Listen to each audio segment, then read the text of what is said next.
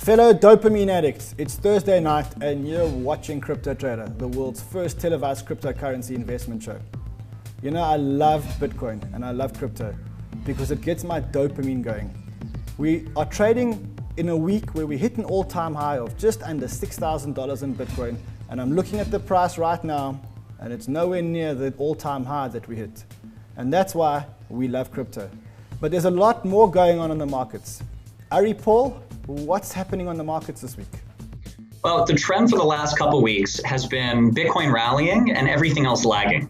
Ethereum has been struggling to keep up, and many altcoins have actually been selling off. So it's a really interesting regime where normally we expect kind of high beta. We usually expect altcoins to if Bitcoin's up 10%, we expect other things to be up 15 or 20. And what we're seeing now is, I think a lot of traders and speculators were underweight Bitcoin. They were fearful of the 2x hard fork coming up in November.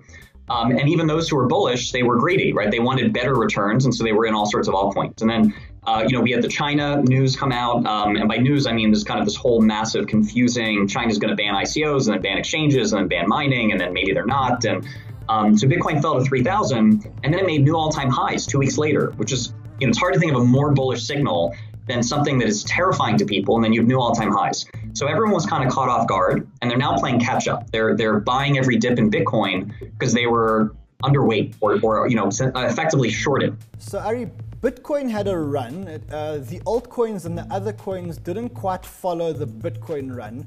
Are you expecting people to take profits from the Bitcoin run and invest them into altcoins because they don't want to go out of crypto into fiat? So that would maybe cause an altcoin run? Are you expecting an altcoin run? My best guess, and it really is just a guess, is that it'll be mixed. It won't be Bitcoin versus altcoins. I think some of the altcoins will probably do well over the next 3 weeks, and some will not bounce. So I think what it'll look like to a trader is the start of a bounce where everything seems to start coming back.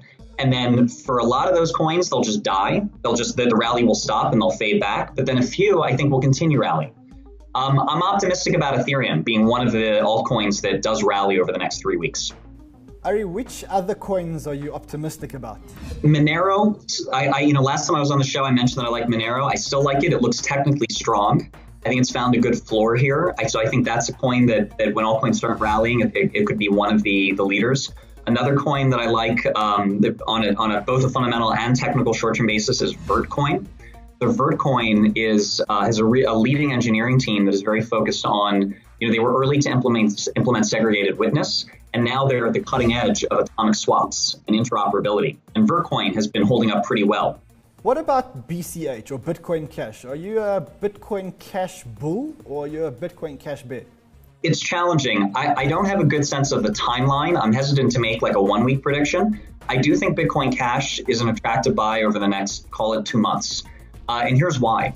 So right now, Bitcoin Cash is about as bad as it can be. It has almost no hash power. It feels like it's dead in the water, but there's actually a pretty aggressive roadmap. So the lead developer, Amaury, recently produced an improvement to the difficulty adjustment mechanism that will help. So right now, Bitcoin Cash, its hash power, its difficulty, pogo sticks. It goes up and then it goes down very, very quickly. So it looks like they're going to fix that.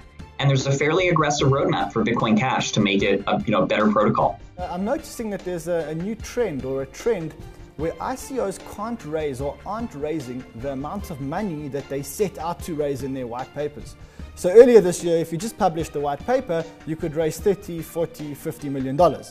But now what I'm seeing is that the guys are struggling to raise money.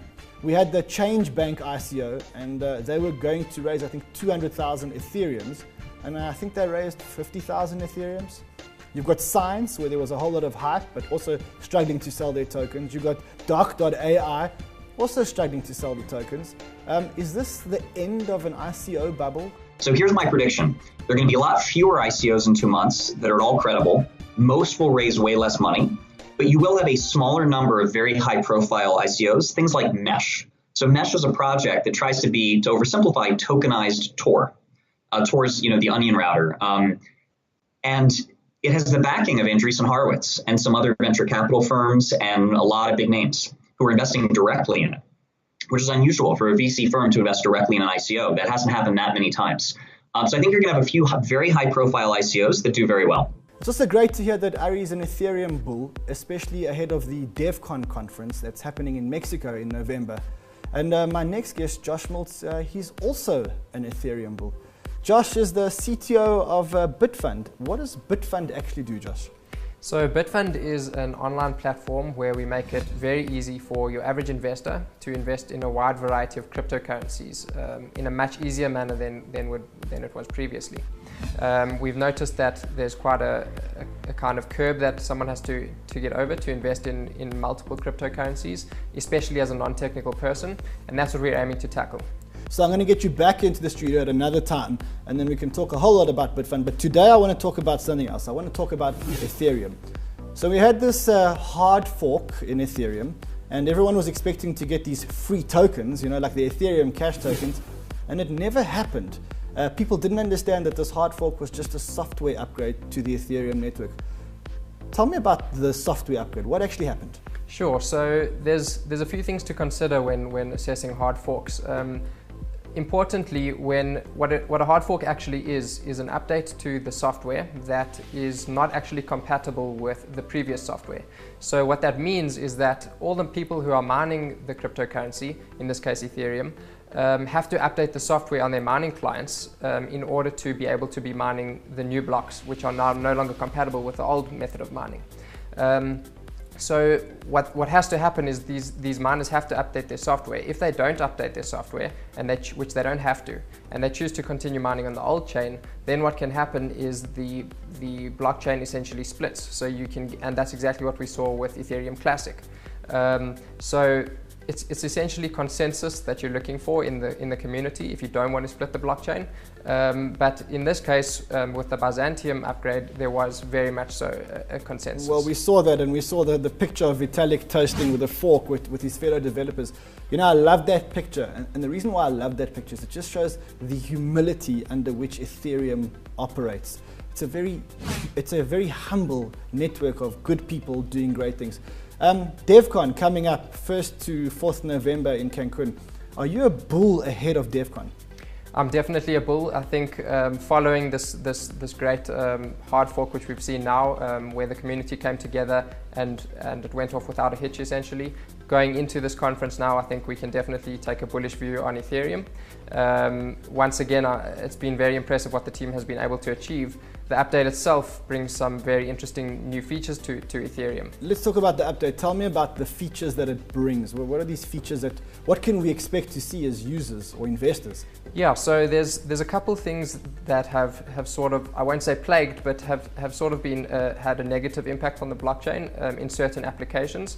One of those things is privacy. So as you know, the blockchain is essentially a distributed ledger. It's open access. Anyone can view transactions, can view accounts, and there's very little privacy. Now that sort of excludes a whole lot of applications to the cryptocurrency. Privacy applications. Privacy applications, yeah. Exactly. So anything that has sensitive information is kind of excluded. So what this update in Byzantium has brought is a new mathematical method for doing certain things, which allows the network to have an element of privacy. So in the future now we'll be able to have private transactions. So we see private transaction. What else does this upgrade bring? The other thing that has been affected is the actual time that it takes to mine a block. So in the update, before this hard fork, the time to mine a block was sitting at around 30 seconds. After the update, we've now seen it decrease to just under 15 seconds to mine a block. So we've got more blocks happening. What does this mean for miners? Are miners making more money? It's an interesting one for miners because the block rewards have also changed as part of this update. Successfully mining an Ethereum block up until now has given you 5 Ether, and with the update it's now decreased to 3 Ether. But because the time that it takes to mine these blocks has decreased, we're now seeing that on average you're actually earning more as a miner, and that number comes down to between 23 and 24%. Is Ethereum on proof of stake mining at the moment? It's not on a proof of stake. It's not on the proof of stake method at the moment. It is a long-term goal, however, of the Ethereum team. So the estimates up until now have been a year to a year and a half before they can finally move on to proof of stake. But for now, it's remaining proof of work. Okay, so are you an Ethereum bull? Are you buying Ethereum at these levels? Yes or no? Yes. In Vitalik we trust? In Vitalik we trust. In Vitalik we trust. One of the criticism that the critics of cryptocurrencies have is that they say that you can't invest money in cryptocurrency and earn a yield or earn interest while you're holding your cryptocurrency. And therefore you're reliant on the capital appreciation alone. Now my next guest is challenging that, and he says that you actually can earn a yield on holding your cryptocurrencies. Sean Zuckerman, you say that you can earn a yield on your cryptocurrencies? So it works by a method of protocol called proof of stake. What is proof of stake? Proof of stake enables the network enables you to utilize your coins on the network, and it gives you rewards by allowing you to stake your coins on this network. Okay, so for our viewers, what you're actually saying is that there's a thing called proof of stake mining. Correct. And in proof of stake mining, the amount that you mine depends on how much of the network coins you actually own. Correct, that's exactly right. So you're saying if I put my coins into a wallet and I almost become a miner, a pseudo miner, you actually are becoming a miner technically, but without the proof of work protocol. By proof of work, you have to outlay money with regards to electricity, to rigs, and so on and so forth. With proof of stake, all you need is a computer, a proof of stake coin, and you earn passive income on a daily basis just by having those coins sitting in your wallet. But the computer has to be on 24 hours. Your computer has to be on 24/7. Alternatively, there is a way that you can obviously run it through a VPS. But over and above the proof of stake mechanism, there's what you call a masternode, which a masternode is you need obviously a certain amount of coins of that specific crypto, and that is the one that is the verifier on the actual transaction that actually verifies that stake, but the masternode earns a higher reward than the guy that's actually just normal staking his coin. Okay, so if I want to earn passive income, I buy these coins, Correct. Put them in the wallet, and I loan them to miners who are going to mine using these tokens. Well, you don't necessarily loan them to miners, you loan them to the network to assist with the transactions. And if I have enough coins, I can actually get a masternode. Correct. And then I can make real money mining. Then you can start making real money. But it's not all coins. I mean, you can't do this on Bitcoin. It's not all coins. So the one that I'm very, very involved with and I love is a coin called Neutron. You've been telling me to buy Neutron since it was 5 cents. And Correct. Today, what's it trading at today? So it's roughly 14-15 cents at the moment. Okay, so what you're saying is if I would have bought it, I would have made 300% or 200% return on my money. Correct. But I also would have made passive income if I would have left it on a computer. On a daily basis. And obviously the rewards all come down to how many coins you obviously have in the wallet. Obviously the more coins you have in the wallet, the higher the reward. Okay, now is Neutron the only coin that I can do? No, so Neutron's is one of them, the one that I love the most. It gives you a 79% ROI from a masternode perspective. But there are other coins out there. The likes 79% per annum. Per annum? Yeah, per annum, that's correct. Yeah, so you're getting a huge return on your money with regards to Neutron. The other coins on the market like PIVX, which is obviously a privacy coin, which is a staking coin as well. As you need 1,000 coins to run a masternode for PIVX, which will cost you roughly $30,000. Then there's a coin called Crave, which is also a staking coin, and you can run a masternode. And obviously the big daddy out of all of them and the cream of the crop is Dash. Okay, so Dash, how much does a masternode of Dash cost us So today? a masternode Dash will cost you a little small fortune, roughly $300,000. Okay, and if I do outlay the $300,000, you are going to get roughly 7% ROI from a per annum perspective. And the reason being is that there are so many masternodes locked in at the moment, and that's because of that's literally because people love these coins. It's not as volatile as the other coins. So when all these other coins have these huge rises and falls, Dash pretty much stays pretty consistent because of all these coins locked in. No one wants to sell them. But that means that a lot of people are actually using Dash. If you need a lot of miners, it means that there's a great uptake of Dash and it's out there. Correct, that's 100%. Let's talk about the coins. So Neutron, you mentioned that's your favorite coin. Neutron is my favorite coin. That's right. I think after the show, I'm going to go out and buy some Neutron. I think everyone should go and buy some Neutron. What else? So you got Neutron. Then we got PIVX. PIVX. Yeah. Then we got Crave. Then we got Dash. And Dash. And Dash is the big daddy. Dash is the big daddy. I was in London at the World Blockchain Forum a few weeks ago, and I caught up with Ryan Taylor, who is the CEO of Dash.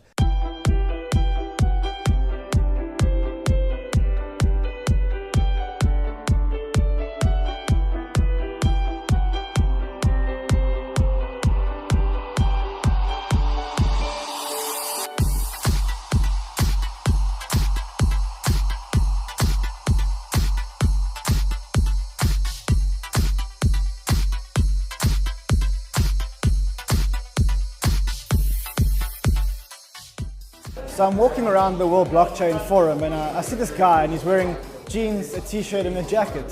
I ask him what he does. He tells me he's the CEO of Dash Core Group. Ryan Taylor, you're the CEO of Dash Core Group and you've been talking a lot about Dash and what Dash is up to. Dash is the 5th largest cryptocurrency today. But what is Dash? So Dash is a cryptocurrency similar to Bitcoin. We're actually a fork of Bitcoin with some additional code built on top in order to provide additional functionality. That includes governance, some self-funding or a budget system that allows us to fund the system, and it includes features that consumers really like privacy and instant transactions. And how quick are your transactions? So transactions on the Dash network are around 1 to 2 seconds. 1 to 2 seconds? Yes, so very similar to the experience of using a credit card, and we think that this is necessary for consumers to really adopt digital currencies. They're benchmarking against the experiences they have with other payment methods. And how do you achieve 2-second transaction times when your competitors such as Bitcoins have got full blocks and sometimes take 10, 15, 20 minutes per transaction? Yeah, so with almost all digital currencies, the authorization and settlement occur at the same time. But with credit cards, when you're at the store, the authorization takes place right away and the settlement takes place 3 days later with the merchant. But we don't see that as the consumer.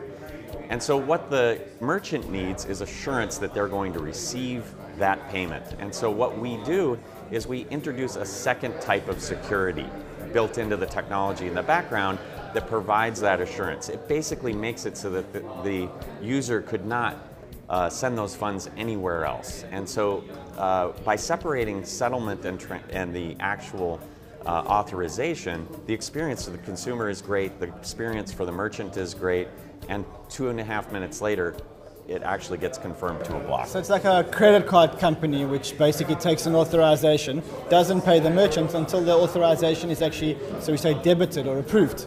Correct. Now you were telling me that Dash is not just a cryptocurrency. There's a whole bigger story, a bigger why behind Dash. Exactly, a much bigger why. So most digital currencies are passive protocols, a lot like HTTP is for the web or something like that. They don't actively participate in their growth.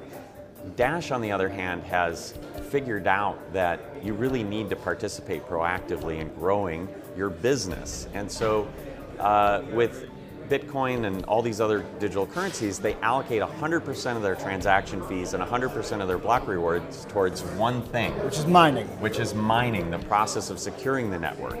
But security is only one need of a payment network, right? That should be obvious to anyone. So what we do is we break up our block reward into 3 components. The first component is going to mining. The second component is paying for infrastructure. In all these other digital currencies, people are expected to volunteer running a server to relay all of these messages around the network and make sure that it's fast and everything. In our model, we pay people to do that. And so 45% goes towards infrastructure. The last 10% goes towards everything else. This is a fun, we call it treasury. And anyone can put a proposal up to the treasury. The network itself votes on those proposals, and the highest ranking ones pay out. And so even my team, the Dash Core team that does the development for it, we have to propose to the network our salaries, etc., and have that authorized by the network to continue serving it. So it's like your own VC fund to spend on exciting projects on the Dash network, and it's voted by the community as opposed to these VCs who keep scaring people. Exactly. So we're self-funded. We don't rely on people to volunteer their time to develop or companies to pay for some of the developers for our network. We're completely self-sustaining, and not only that, a lot of the money goes towards helping new businesses and entrepreneurs start projects on our network and help them grow. So we both incubated companies that are now serving the network, and we've helped them grow by co-sponsoring a marketing campaign, for example, where we're helping them grow their top line. And how big is your Dash team? The Dash team is up to about 50 paid contributors, and there's a slew of volunteers that also work with the project. And this is in addition to this, we've got a whole team of translators around the world that are translating news articles and updates and everything to the entire network. So I'm going to ask you a question, and I know that most CEOs don't like to answer this question because they don't like to talk about the price of their tokens. Yes. The Dash token is incredibly resilient. When the market goes down, the Dash token never ever moves down or doesn't move down as fast as the market. Why do you think the token is so resilient? I think that we have never hyped the coin, so we don't get a lot of those momentum traders that tend to rush in when the price is going up and rush out when the price is going down. But I think there's actually a mechanism built into the network itself, and that's a complicated thing, but basically I attribute it to what I call our masternode tier. People need to have 1,000 Dash in order to run one of these masternodes, and if they sell it while the price is declining and the price starts to go back up, they fear they may not be able to ride back in. So there's kind of an offsetting fear when the price is crashing. The fear of missing out. The fear of missing out. And so it's very stable. On days when the prices of other coins are going way, way up, it just doesn't do the same thing. And as you said, when prices are crashing, it just doesn't fall as much. Reggie Middleton did an analysis on this. He called a lot of the big bubbles and everything, and he said that Dash was the highest risk-adjusted return he had measured on any asset ever. So if you're looking for the highest risk-adjusted return on any asset in the cryptocurrency market, maybe have a look at Dash. I'm looking at my laptop right now and I see that the ICO that we're featuring in our ICO feature today raised $20 million in their pre-ICO, and the ICO, the public ICO, is going live today, right now. I've got Reeve Collins with me from BlockV. Reeve, $20 million raised in your pre-ICO. What exactly does BlockV do?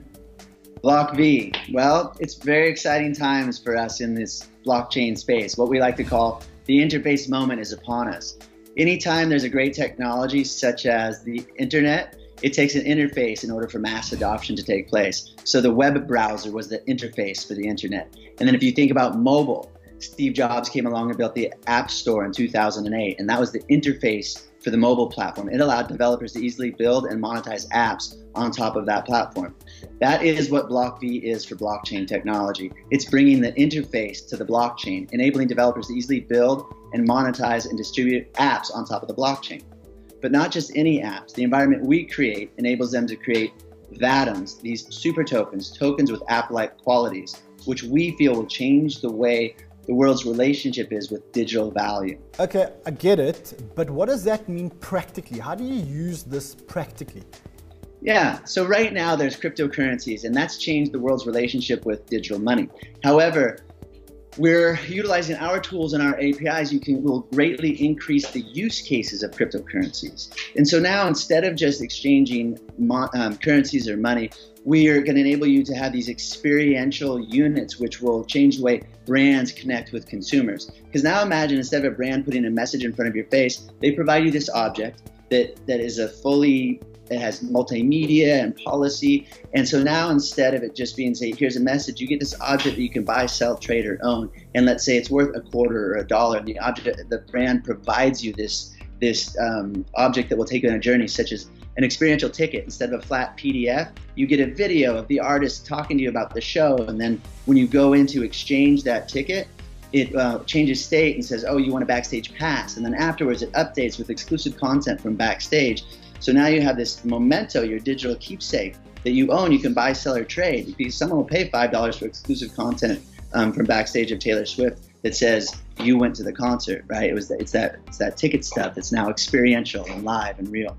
Where are you guys in the development cycle? Is this a concept, or have you guys already developed the software, and is the software actually implemented?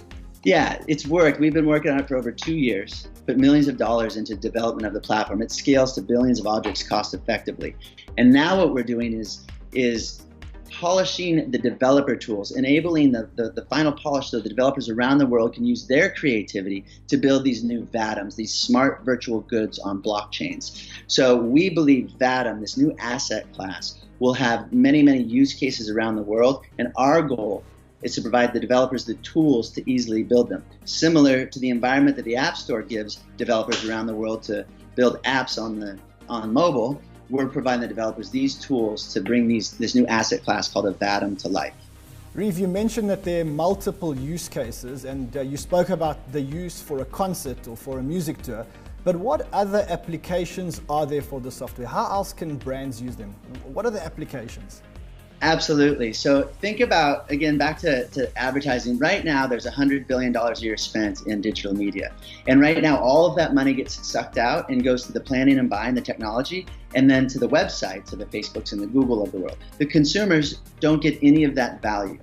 So with this new asset class, the VATM, the brands will be able to create these smart digital objects and then distribute them directly to consumers. So it creates a direct conduit from the brand to the consumer. And so now Coca-Cola can create this little cool Coca-Cola game where you go around the world and pick them up and combine them and redeem them at 7-Eleven. Or they can send you some exclusive content that you can share with friends, and the more you share, the more rewards you earn.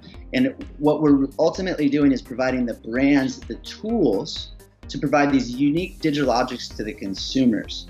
And that will change the relationship, because if you're a consumer, you don't care about Coke, you'll put it on the exchange and sell it for a Pepsi or sell it for some other experience that you care about. So ultimately, it enables all virtual goods and digital goods around the world to be interoperable. And so I think the better way to illustrate it is if you think about digital goods today. They're trapped in applications or in apps. And there's billions and billions or a trillion virtual goods out there that are trapped inside these walled gardens, because today the walled garden provides the DRM, the digital rights management. Utilizing our SDK, the DRM, the digital rights management, is in the object. So now the value moves from the app to the object, because now these objects have all of the policies and they're interoperable with each other. Awesome. So you're doing an ICO. When does your ICO start and how much money are you raising? So the token generation event starts today, actually, and we're very excited to launch our public sale. We are raising, there's a $20 million cap in the public sale, and this is to distribute our network token called V. Cool. If our viewers want to get involved, where can they go? Please check out BlockV.io for more information and learn all about the token generation event. So it's been a power-packed show, and if I had some colleagues here, what I'd do is stand up and I'd toast with a fork to an amazing show that we've had and to an amazing fork that Ethereum did almost seamlessly. Next week, I'm off to Las Vegas for the Money 2020 conference and the Coin Agenda conference, and I'll be tweeting live updates from my Twitter at CryptoManRun. The following week, I'm going to be at the Ethereum DevCon in Cancun, and again, I'm going to be tweeting live from my Twitter at CryptoManRun. And I promise you that if I get Vitalik, I'm going to grab a fork and I'm going to toast to him with a fork. Until next week, happy trading.